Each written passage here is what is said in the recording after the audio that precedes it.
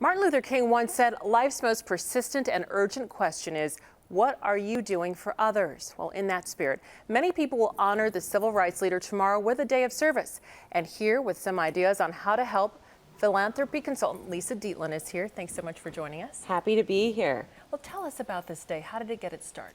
Well, you know, Congress actually declared it in 1994 a day of service. So they said instead of taking this federal holiday as a day off, why not put it a day on and actually start to give back to others?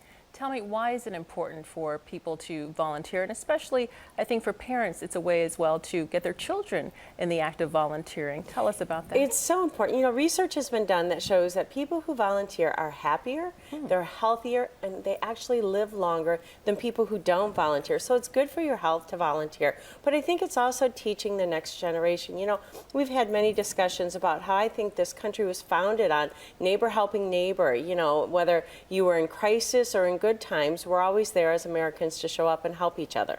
What are some really good examples of opportunities people can use to volunteer and help others? Well, there's so many opportunities. That's what's wonderful about this holiday. First of all, you could do a book drive. You know, so many of us have books and say, what are we going to do with all these books? Well, there's many places that need them. You think about the senior centers, you think about domestic violence shelters, you think about places like that. You could do a community reading event, pull people together, let's read, let's share ideas, pull in an author. There's so many great local authors. A food drive. I saw in Elgin that all the firehouses are actually collecting food today. You could do that too in your community, or you could volunteer virtually. You know, you don't even have to leave your home anymore to volunteer, Suzanne.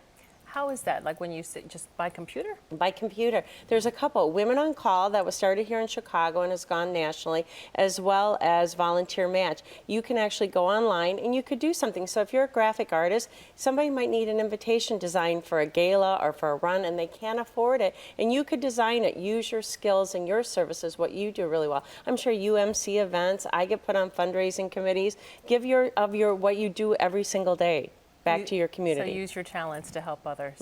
That's a beautiful idea. I absolutely love it. I love when I get asked to do something that's really easy for me to do. Thanks so much, Lisa. Great ideas. Well, again, for more ideas on how and where to volunteer in honor of Martin Luther King Day, just go to our website, cbschicago.com.